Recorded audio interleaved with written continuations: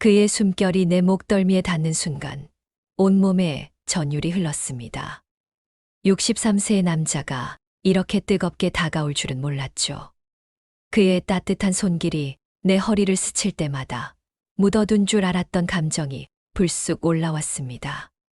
순애 씨, 이렇게 아름다운 당신을 혼자 두고 싶지 않습니다.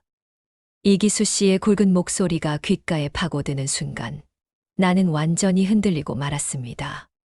고장난 작은 TV 불빛이 깜빡이는 방 안, 내 심장은 젊은 시절처럼 거칠게 뛰고 있었습니다. 나는 애써 시선을 돌렸지만 눈앞의 작은 화면보다 더 선명한 것은 그의 눈빛이었습니다. 외로움에 단단히 굳어있던 나를 향해 마치 오래 기다린 사람을 다시 찾은 듯 바라보고 있었으니까요. 그리고 그 순간 나는 두려움보다 설렘이 먼저 밀려드는 내 마음을 부정할 수 없었습니다. 순애 씨, 난 지금 당신의 마음을 확인하고 싶습니다. 이기수 씨의 낮고 진한 목소리가 귓가에 파고들었을 때 나는 도망치고 싶으면서도 동시에 한 발자국 더 기대고 싶었습니다.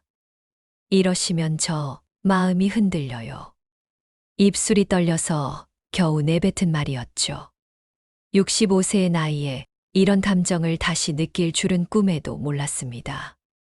남편을 떠나보낸 지 3년, 나는 더 이상 여자로서의 감정 따위는 모두 묻어버렸다고 생각했거든요.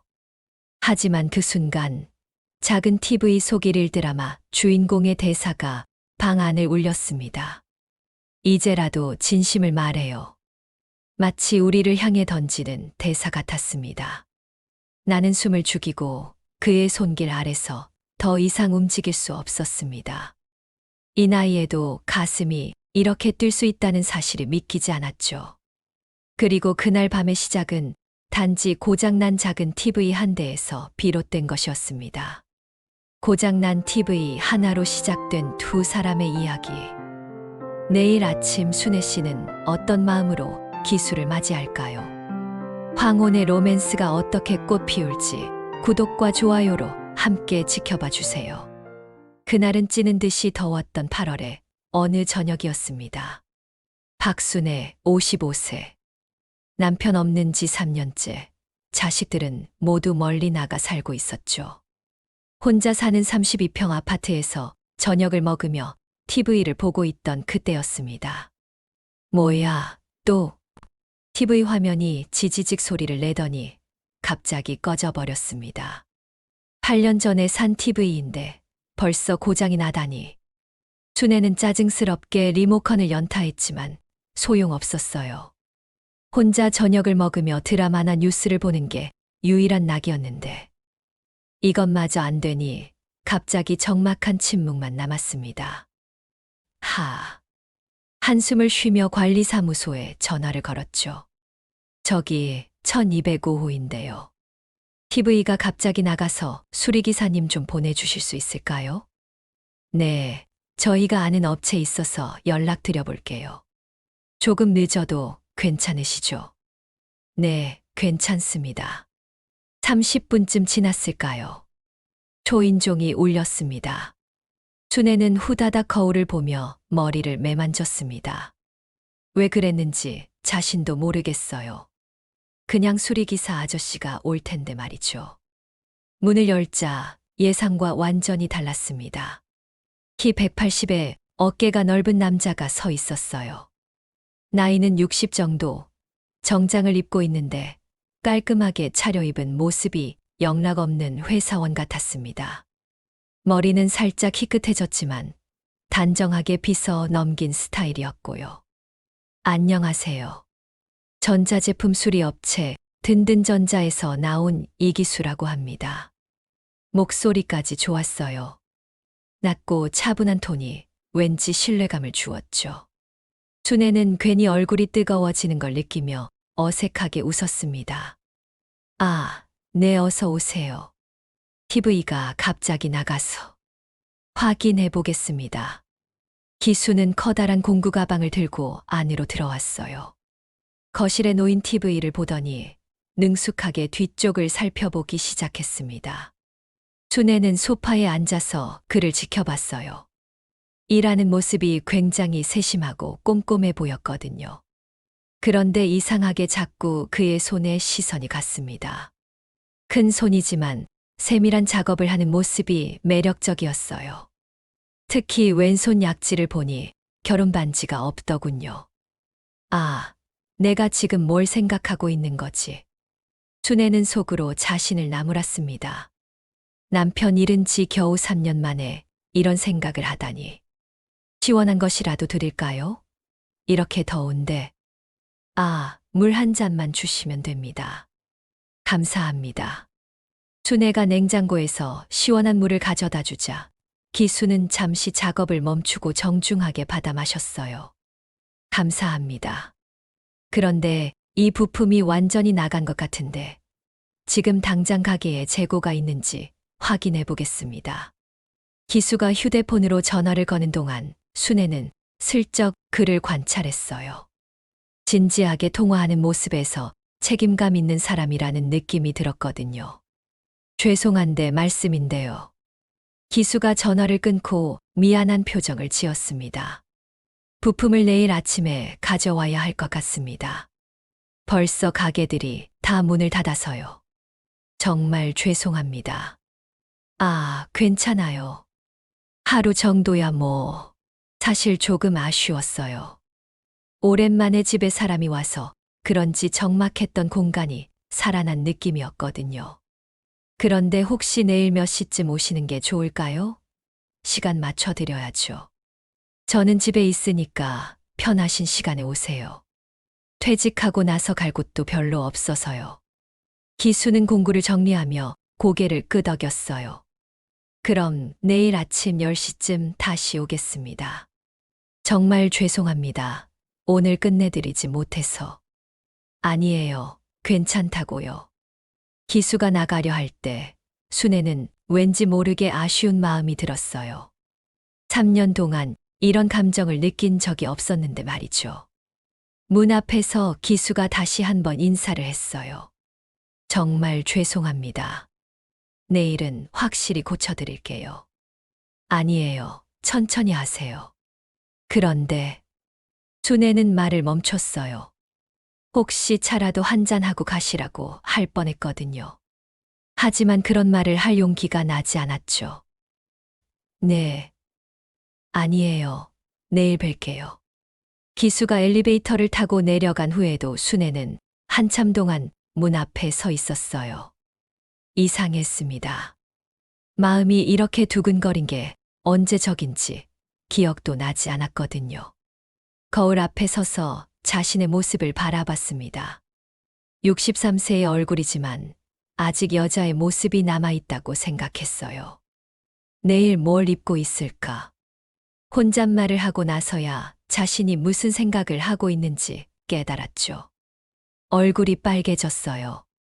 그날 밤 순애는 오랜만에 잠이 오지 않았습니다. 자꾸 기수의 목소리가 귓가에 맴돌았거든요. 다음 날 아침 7시 순애는 평소보다 훨씬 일찍 일어났습니다. 밤새 뒤척이다가 새벽 5시쯤 겨우 잠들었는데도 말이에요. 거울을 보니 얼굴이 상기되어 있었어요. 마치 소녀처럼 들떠 보이는 자신의 모습이 당황스러웠죠. 아이고, 이게 뭔 꼴이야. 하지만 손은 이미 화장품을 만지고 있었어요. 오랜만에 파운데이션을 발랐고 입술에도 연한 핑크색 립스틱을 발랐습니다. 옷장을 뒤져서 제일 예쁜 원피스를 꺼내 입었죠. 그냥 수리기사 아저씨인데 뭘 이렇게.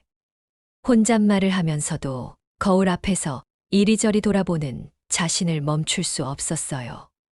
9시 50분쯤 되자 가슴이 두근거리기 시작했습니다. 혹시 오늘 안 온다면 어떡하지? 부품을 못 구했다면 온갖 걱정이 머릿속을 스쳐갔죠. 정확히 10시 초인종이 울렸어요. 네, 누구세요?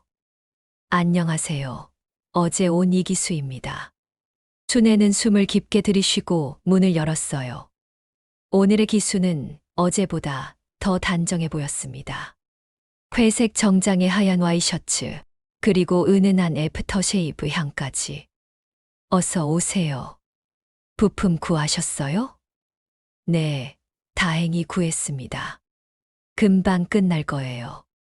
기수가 공구 가방을 놓고 작업을 시작했어요. 오늘은 어제보다 훨씬 능숙하고 빨랐죠. 순애는 부엌에서 원두 커피를 내리기 시작했습니다. 평소엔 믹스 커피만 마시는데 어제 급하게 마트에서 사온 것이었어요. 커피 드릴까요? 방금 내렸는데. 아, 감사합니다. 향이 정말 좋네요. 기수가 작업을 잠시 멈추고 순애를 바라봤어요. 그때 순애와 눈이 마주쳤죠. 잠깐의 침묵이 흘렀습니다. 오늘 많이 예뻐 보이시네요. 갑작스러운 칭찬의 순애는 얼굴이 빨개졌어요. 아, 뭘. 그냥 좀 꾸며봤어요. 평소에도 이렇게 예쁘게 꾸미세요? 아니요, 보통은 집에만 있어서. 기수는 미소를 지으며 다시 작업에 집중했어요. 하지만 분위기는 어제와 완전히 달랐습니다. 뭔가 전기가 흐르는 듯한 긴장감이 있었거든요. 30분 후 TV가 완전히 수리됐어요. 다 됐습니다. 확인해 보시죠. TV를 켜자 화면이 선명하게 나왔어요. 마침 아침 드라마 재방송이 나오고 있었는데 중년 남녀의 로맨스 장면이었죠. 와, 정말 잘 나와요. 고마워요. 별거 아닙니다.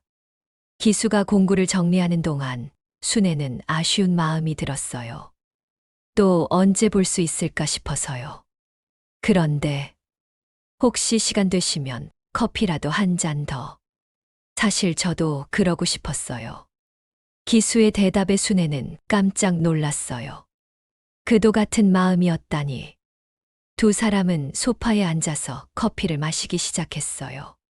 처음엔 어색했지만 점점 대화가 자연스러워졌죠.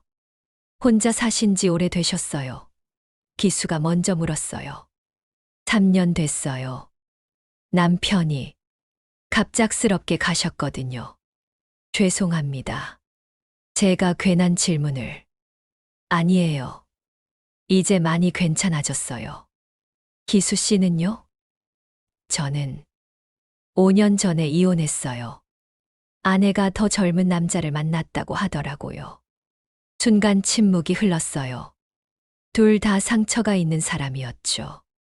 외롭지 않으세요? 순애가 조심스럽게 물었어요. 많이 외로워요. 특히 밤에 혼자 TV 보고 있으면. 기수의 솔직한 대답에 순애는 마음이 아팠어요. 자신과 똑같은 감정이었거든요. 저도 그래요. 매일 혼자 드라마 보면서 시간을 때우는데 가끔 너무 허무해져요. 그래도 순애 씨는 예쁘시니까 언제든 새로운 인연이. 에이, 63살이 무슨. 나이가 뭐가 중요해요. 마음이 젊으시면 되죠. 기수가 순애의 손을 살짝 잡았어요. 순애는 깜짝 놀라며 손을 빼려 했지만 기수가 부드럽게 잡고 있었죠. 순애 씨, 솔직히 말씀드리면 어제부터 계속 생각났어요. 저도. 정말요? 순애는 고개를 끄덕였어요. 얼굴이 빨개져서 어쩔 줄 몰랐지만 이런 감정이 나쁘지 않았어요. 그럼 가끔 이렇게 만나도 될까요? 커피나 마시면서. 좋아요. 그 순간 TV에서 드라마 주인공이 말했어요. 인생에서 가장 아름다운 사랑은 예상치 못한 순간에 찾아와요. 두 사람은 서로를 바라보며 미소를 지었습니다. 마치 그들을 위한 대사 같았거든요. 기수가 일어서려 할 때 순애가 말했어요. 내일 시간 되세요? 동네에 맛있는 카페가 있는데. 물론이죠. 몇 시에 만날까요? 오후 2시는 어때요? 완벽해요. 기수가 나간 후 순애는 거울 앞에 서서 웃고 있는 자신을 봤어요. 언제부터 이렇게 행복해 보이는 얼굴을 하고 있었을까요? 휴대폰을 보니 기수가 전화번호를 적어둔 메모가 있었어요. 혹시 모르니까 연락처 남겨둘게요. 순애는 그 메모를 소중히 간직했습니다. 내일이 너무나 기다려졌거든요. 그날 오후 나는 카페 앞에서 30분을 기다렸습니다. 검은색 원피스를 선택한 것이 과연 옳았을까 싶었어요. 목선이 살짝 파인 디자인이라 혹시 너무 야하지 않을까 걱정됐거든요. 하지만 마음 한구석에서는 기수의 시선을 의식하고 있었죠. 2시 정각 그가 나타났을 때 제 숨이 멎는 것 같았습니다. 검은 셔츠에 회색 슬랙스, 그리고 은근한 남성 향수 냄새까지. 60세라는 나이가 믿기지 않을 만큼 매력적이었어요. 그의 시선이 저를 위아래로 훑어보는 것을 느꼈을 때 온몸에 전기가 통하는 것 같았습니다. 오늘 정말 아름다우세요. 그 말 한마디에 제 얼굴이 뜨거워졌어요. 오랜만에 여자로서 인정받는 기분이었거든요. 카페로 들어가면서 그가 제 허리에 손을 살짝 올렸을 때 저는 거의 비틀거릴 뻔했습니다.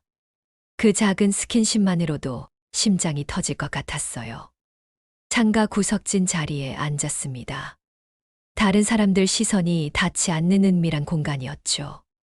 기수가 제 손을 잡았을 때 저는 더 이상 이성을 유지하기 어려웠어요. 솔직히 어젯밤 잠을 못 잤어요. 그의 고백에 제 가슴이 두근거렸습니다. 저 역시 그 때문에 밤새 뒤척였거든요. 순애 씨 생각 때문에 계속 생각났거든요.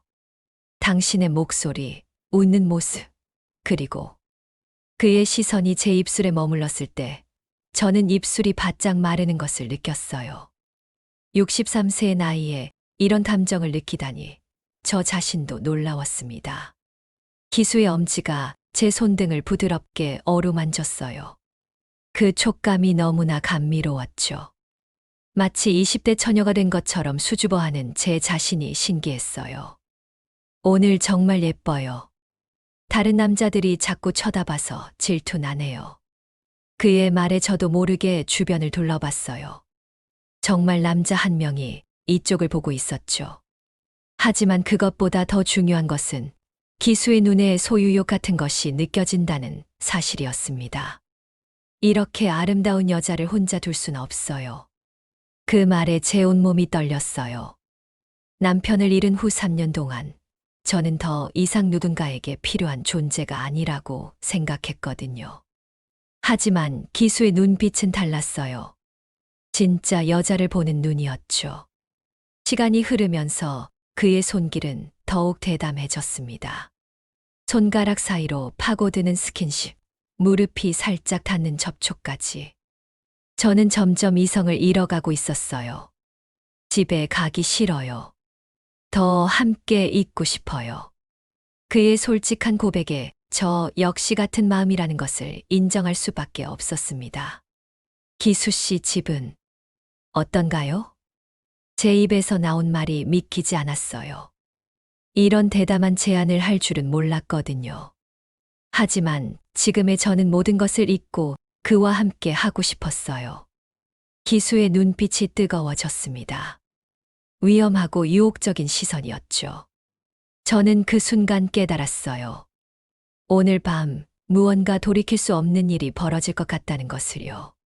하지만 무서우면서도 기대되었습니다. 기수의 차에 몸을 맡기며 집으로 향하는 길, 제 심장은 미친 듯이 뛰고 있었습니다. 그는 운전하면서도 자꾸 제게 시선을 보냈어요. 빨간 신호에 멈출 때마다 제 손을 꼭 잡아주었고 그 짧은 순간마다 제 온몸은 흔들렸습니다. 후회하지 않으시거죠? 그가 낮은 목소리로 물었습니다. 저는 대답 대신 그의 손을 더 세게 잡았어요. 지금 제 마음속에는 오직 한 가지 생각뿐이었거든요. 이 남자와 함께 있고 싶다는 것. 기수의 집으로 향한다는 것이 무엇을 의미하는지 너무나 잘 알고 있었거든요. 그의 손이 제 허벅지 위에 가만히 놓였고 그 따뜻한 온기가 온몸으로 퍼져나갔습니다. 창밖을 바라보며 마음을 진정시키려 했지만 옆에서 들려오는 그의 거친 숨소리에 더 불안해졌죠. 긴장하지 마세요. 그가 제 귀에 속삭였을 때 저는 온몸이 녹아내리는 것 같았습니다. 기수의 아파트는 의외로 깔끔했습니다. 거실에는 클래식 음반과 문학 전집이 가지런히 놓여 있었지만 그 순간 제 시선은 오직 그에게만 머물렀습니다. 커피 드릴까요? 그의 물음에 저는 고개를 저었습니다. 제 마음속엔 이미 답이 정해져 있었으니까요. 기수 씨. 제가 그의 이름을 불렀을 때 그는 천천히 내 앞으로 다가왔습니다. 소파에 앉아 올려다본 그의 눈빛은 깊고도 간절했죠. 순애 씨, 정말 괜찮으신 거죠? 그의 목소리에는 조심스러움과 열망이 동시에 묻어 있었습니다. 저는 대답 대신 그의 셔츠 깃에 손끝을 올렸습니다. 순애 씨, 조용히 하세요. 63세의 제가 이렇게 적극적일 수 있다는 게 믿기지 않았습니다. 하지만 그동안 눌러왔던 감정들이 그 순간 터져버린 것 같았거든요. 그의 눈빛이 흔들렸습니다. 정말 후회하지 않으실 거예요. 후회하는 건 지금까지 혼자 살아온 시간들이에요. 제 대답에 그의 두 눈은 더 뜨겁게 빛났습니다. 그는 제 얼굴을 두 손으로 감싸며 천천히 다가왔습니다. 첫 키스는 놀라울 만큼 조심스러웠습니다. 마치 깨지기 쉬운 보물을 다루는 것처럼. 하지만 제가 그의 목에 팔을 두르는 순간 그 떨림은 점점 깊어졌습니다. 30년 넘게 한 남자만 알았던 제가 이렇게 다른 남자의 품에서 다시 살아있음을 느낄 줄은 몰랐습니다. 그의 입술이 내 목선을 스칠 때 저도 모르게 짧은 숨소리가 새어나왔습니다. 아름다우세요. 그가 속삭였을 때 저는 더 이상 이성을 유지할 수 없었습니다. 그의 손길이 제 등을 따라 내려올 때 눈을 감고 모든 걸 받아들였습니다. 거실의 소파에서 시작된 우리의 긴장은 결국 그의 침실로 이어졌습니다. 달빛이 창문 사이로 스며들며 은은한 조명을 드리웠고 그의 숨결과 손길은 거칠면서도 따뜻했습니다. 오랫동안 잊고 지냈던 여자로서의 감각이 하나씩 깨어나는 걸 느꼈습니다. 그날 밤 저는 63세라는 나이를 완전히 잊었습니다. 과부라는 신분도 지난 상처도 모두 뒤로 하고 한 사람의 여자로서 그와 마주했습니다. 새벽이 밝아올 무렵 그의 품에 안겨 있을 때 현실이 두려워졌습니다. 하지만 제 손을 꼭 잡은 기수가 말했습니다. 후회하지 마세요. 우리는 잘못한 게 없어요. 그 순간 제 눈가에 눈물이 고였습니다. 후회가 아니라 감사와 벅찬 행복의 눈물이었습니다. 63세에 찾아온 진짜 사랑. 이제야 제 인생이 다시 시작된 것 같았습니다. 순애 씨, 이제 제 여자가 되어주세요. 그로부터 일주일이 흘렀습니다. 저는 매일 휴대폰을 들여다봤어요. 기수로부터 연락이 올까봐, 또 안 올까봐. 그날 밤의 기억이 너무나 생생해서 때로는 정말 꿈이었나 싶기도 했거든요. 하지만 제 몸에 남아있는 흔적들이 그것이 현실이었음을 증명하고 있었죠. 드디어 기수에게서 연락이 왔을 때 저는 너무 기뻤어요. 하지만 그의 목소리는 어딘지 어색했습니다. 잠깐 만나자고 하더군요. 만날 장소는 처음 갔던 그 카페였어요. 하지만 분위기는 완전히 달랐습니다. 기수의 표정이 어두워져 있었고 그는 한참을 망설이다가 우리 관계를 정리하자는 말을 꺼냈어요. 순간 머리가 하얗게 변했습니다. 이유를 물었지만 그는 우리가 너무 성급했다고 다시 생각해보니 그냥 충동적이었던 것 같다고 말했어요. 그의 말이 마치 칼로 제 가슴을 찌르는 것 같았어요. 그날 밤이 그에게는 그냥 실수였던 걸까요? 더 이상 듣고 싶지 않았어요. 저는 아무 말 없이 일어나 카페를 나왔습니다.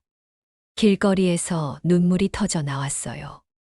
63세의 나이에 이런 상처를 받을 줄은 몰랐거든요. 집에 돌아와서 저는 며칠 동안 문을 열지 않았어요.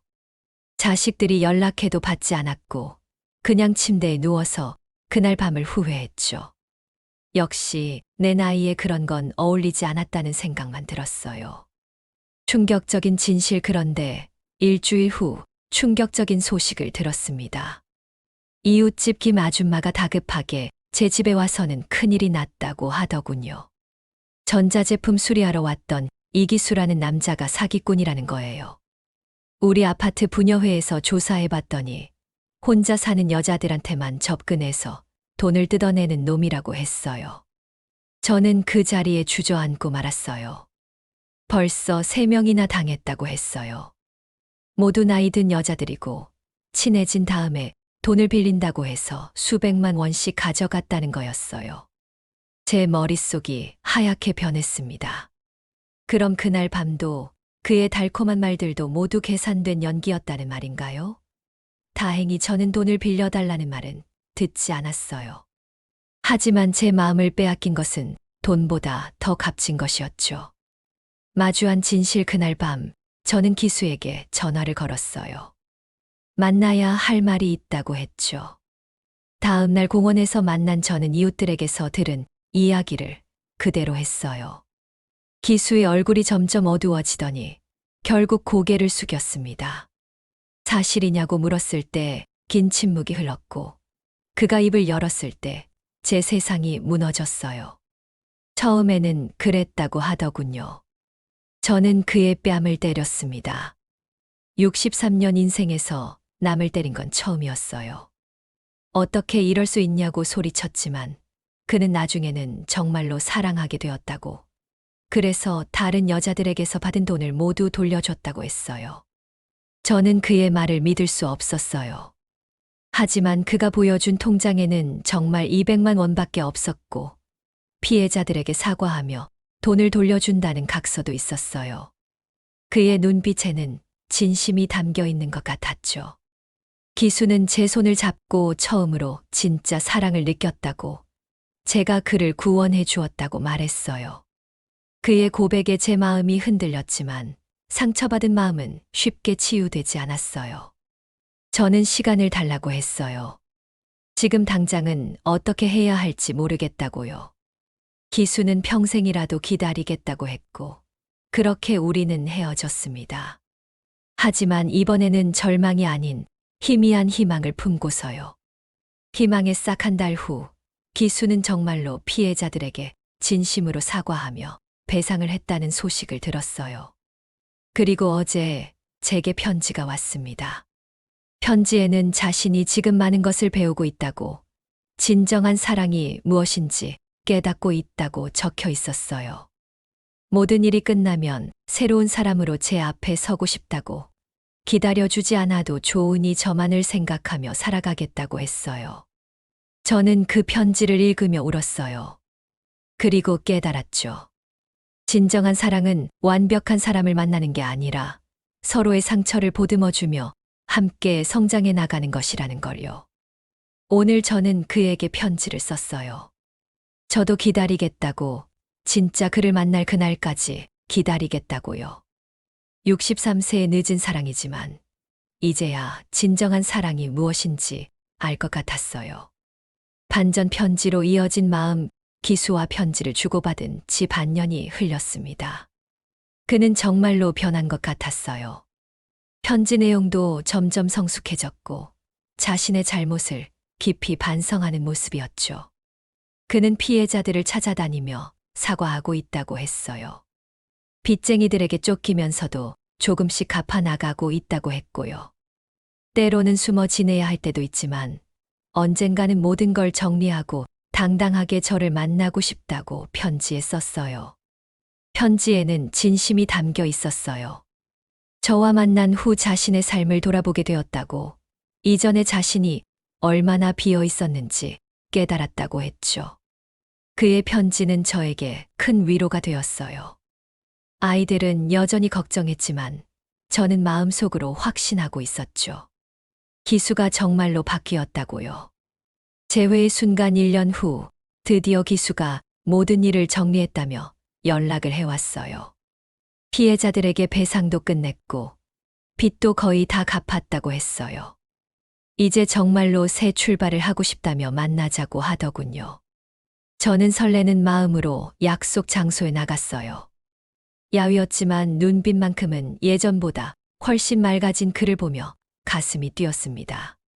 그는 제 앞에 서서 깊게 고개를 숙이며 기다려줘서 고맙다고 했어요.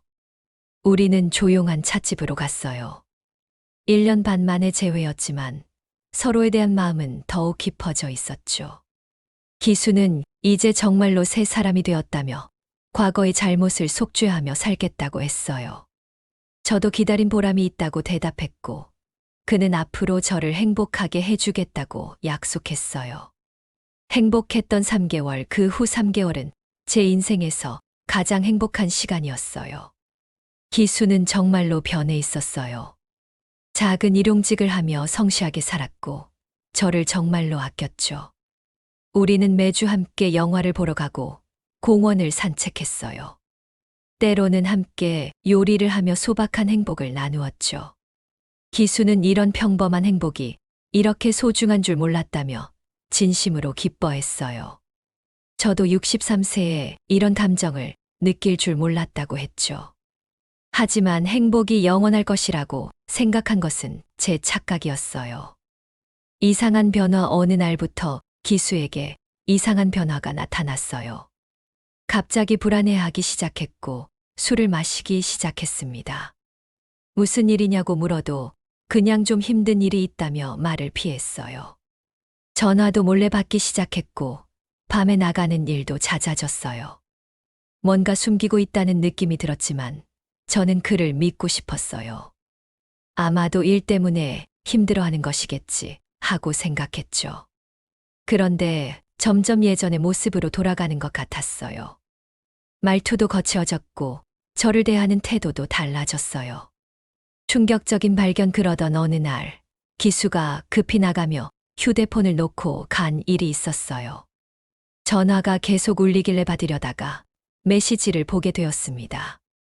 메시지들을 보는 순간 제 심장이 멈추는 줄 알았어요. 언제까지 그 할매를 갖고 놀 거냐는 내용, 정말 사랑한다는 거 믿을 뻔했다며 연기 천재라고 하는 내용, 다음 타겟도 정했다며 더 많이 뜯어낼 수 있을 거라는 내용까지. 제 손에서 휴대폰이 떨어졌어요. 모든 것이 또 다른 거짓말이었던 거죠. 1년 반 동안의 편지도, 변했다는 말도, 지난 3개월의 행복도 모두 계산된 연기였던 거예요. 마지막 대면 기수가 돌아왔을 때 저는 침묵하고 있었어요. 평소와 다른 제 모습을 이상하게 여기던 그는 휴대폰을 놓고 간 걸 깨달았나 봐요. 메시지를 봤냐고 물었을 때 저는 고개를 끄덕였어요. 그러자 기수는 더 이상 연기를 하지 않았어요. 대신 비웃기 시작했습니다. 역시 들켜버렸다며 솔직히 처음에는 정말 마음이 흔들렸지만 결국 돈이 최고라는 걸 깨달았다고 했어요. 지난 3개월도 연기였냐고 물었을 때 그는 꽤 힘들었다며 63세 할머니 상대로 연애놀이 하는 게 쉽지 않았다고 말했어요. 그의 말은 제 심장을 산산조각 냈어요. 하지만 더 큰 충격이 기다리고 있었습니다. 기수는 더욱 잔인한 미소를 지으며 말을 이었어요. 제 통장 비밀번호를 알고 있다는 거였어요. 지난달에 제가 잠들어 있을 때 휴대폰으로 인터넷 뱅킹에 들어가서 확인했다고 했어요. 저는 그제야 깨달았어요. 최근 며칠 동안 그가 밤에 일어나서 뭔가를 하는 것을 봤었는데 그때 제 휴대폰을 만진 거였구나. 기수는 이미 500만 원을 빼냈다며 매번 조금씩 눈치채지 못하게 했다고 했어요. 제가 숫자에 약하고 저금 내역을 자세히 보지 않는다는 것까지 이용한 거였죠. 제 손이 떨렸어요. 급히 휴대폰으로 통장 잔고를 확인해 봤는데 정말로 500만 원이 빠져 있었어요. 완전한 절망. 왜 이렇게까지 하냐고 물었을 때 기수는 돈이 필요하다며 제 같은 외로운 할머니들은 이용하기 딱 좋다고 했어요. 그는 더 이상 예전의 그 사람이 아니었어요. 아니, 애초에 그런 사람이었던 것일지도 모르죠. 나머지 돈도 천천히 빼낼 생각이었는데 들켜버렸다며 이제 끝이겠다고 했어요. 그러더니 혹시 경찰에 신고할 생각이라면 그러지 말라고 하면서 휴대폰을 꺼내 보여줬어요. 그는 제 사생활을 빌미로 협박했습니다. 경찰에 신고라도 하면 자식들까지 알게 될 거라며 저를 위협했죠. 저는 완전히 무너졌어요. 그는 처음부터 끝까지 저를 이용할 생각밖에 없었던 거예요. 홀로 남겨진 상처 기수가 나간 후 저는 며칠 동안 아무것도 할 수 없었어요. 통장의 나머지 돈까지 모두 사라진 것을 발견했을 때 저는 정말로 절망했습니다. 2천만 원이었던 제 전 재산이 단 하루 만에 모두 사라졌어요. 자식들에게는 차마 말할 수 없었어요. 이런 바보 같은 일로 피해를 봤다고 어떻게 말해요? 이웃들의 시선도 견디기 어려웠어요. 김 아줌마는 이미 다 알고 있는 것 같았고 다른 사람들도 수군거렸죠. 전에 사기꾼이라고 경고해줬는데 왜 또 만났냐는 눈빛들, 나이도 먹을 만큼 먹고 남자에게 속았다는 비웃음 섞인 시선들. 모든 게 저를 짓눌렀어요. 몸과 마음의 병 스트레스 때문인지 몸도 급격히 나빠졌어요. 혈압이 오르고 잠도 오지 않았죠. 병원에서는 우울증 약을 처방해줬지만 마음의 상처는 치료되지 않았어요. 의사 선생님은 자식분들에게 도움을 요청하라고 하셨지만 저는 고개를 저었어요. 어떻게 이런 부끄러운 일을 말해요? 식사도 제대로 못하게 되었고 체중도 급격히 줄었어요. 거울을 보면 완전히 늙어버린 제 모습에 놀랄 정도였어요. 3개월 만에 10년은 늙은 것 같았어요. 마지막 타격 한 달 후 더 충격적인 소식을 들었어요. 기수가 제 돈으로 다른 여자와 호화로운 생활을 하고 있다는 거였어요. 심지어 그 여자도 저와 비슷한 나이에 혼자 사는 여성이라고 했어요. 김 아줌마가 안타까운 표정으로 말해줬을 때 저는 정말로 모든 것을 포기하고 싶었어요. 제가 평생 모은 돈으로 다른 여자를 행복하게 해주고 있다니. 이보다 더 참혹한 배신이 있을까요? 경찰에서도 연락이 왔어요. 기수가 또 다른 사건에 연루되어 수배 중이라고 했어요. 하지만 제가 당한 피해는 이미 회복이 불가능했어요. 피해 신고를 하겠냐고 물어봤지만 이미 늦었다고 대답했어요. 쓸쓸한 결말 지금 저는 홀로 이 작은 원룸에 앉아 이 글을 쓰고 있어요. 큰 집은 팔고 이곳으로 이사 왔어요. 전 재산을 잃었지만 더 큰 상실은 사랑에 대한 믿음이었죠. 63세에 만난 첫사랑이 이런 결과를 가져올 줄 몰랐어요. 이제 저는 누구도 믿을 수 없을 것 같아요. 사람의 진심이라는 게 정말 있는 건지도 의심스럽고요. 창밖으로 젊은 연인들이 손을 잡고 걸어가는 모습이 보여요. 저도 한때는 그런 행복을 꿈꿨었는데 지금 생각해보면 얼마나 어리석었는지 모르겠어요. 자식들은 여전히 제가 왜 갑자기 이사했는지 모르고 있어요. 건강이 나빠져서 작은 집으로 옮겼다고 둘러댔거든요. 진실을 말할 용기도 이유도 없어요. 아마도 이것이 제가 사랑이라는 이름으로 겪은 마지막 경험이 될 것 같아요. 너무 늦게 시작한 사랑, 너무 비참하게 끝난 사랑. 지금 제게 남은 것은 후회와 상처, 그리고 홀로 늙어가야 할 긴 시간들 뿐이에요. 매일 그때의 기억들이 저를 괴롭히고 제가 얼마나 바보였는지 깨닫게 해줘요. 사랑은 결국 나이에 관계없이 우리를 상처 입힐 수 있다는 것을 63세에 처음으로 깨달았습니다. 그리고 때로는 그 상처가 너무 깊어서 다시는 회복할 수 없다는 것도요. 이제 저는 정말로 혼자가 되었어요. 몸도 마음도 그리고 앞으로의 삶도 모두 혼자서 견뎌내야 해요. 63세의 늦은 깨달음이 너무도 쓰라립니다. 어쩌면 사랑은 나이를 가리지 않는다는 말이 맞는 것 같아요. 상처받는 것도 바보가 되는 것도 나이와는 상관없더라고요. 지금 이 글을 읽는 누군가가 저와 같은 실수를 하지 않기를, 그리고 진짜 사랑이라는 이름의 가면을 쓴 악한 사람들을 조심하기를 바랄 뿐입니다. 혼자라는 외로움이 때로는 이렇게 큰 불행을 부르기도 한다는 것을 너무 늦게 알았어요. 오늘 순애 씨 이야기는 어떠셨나요? 여러분의 좋아요와 댓글이 더 많은 황혼기 이야기를 전해드릴 수 있는 큰 힘이 됩니다. 구독하시면 놓치지 않고 새로운 사연을 만나보실 수 있어요. 공유해 주시면 비슷한 고민을 가진 분들에게도 도움이 될 거예요. 댓글로 여러분의 생각을 들려주세요. 순애 씨에게 해주고 싶은 말이 있다면, 비슷한 경험이 있으시다면, 어떤 황혼기 이야기가 더 궁금하신가요? 다음 이야기도 궁금하시다면 알림 설정 꼭 해주세요. 여러분의 관심과 응원이 황혼사 연방이 계속 달릴 수 있는 원동력입니다.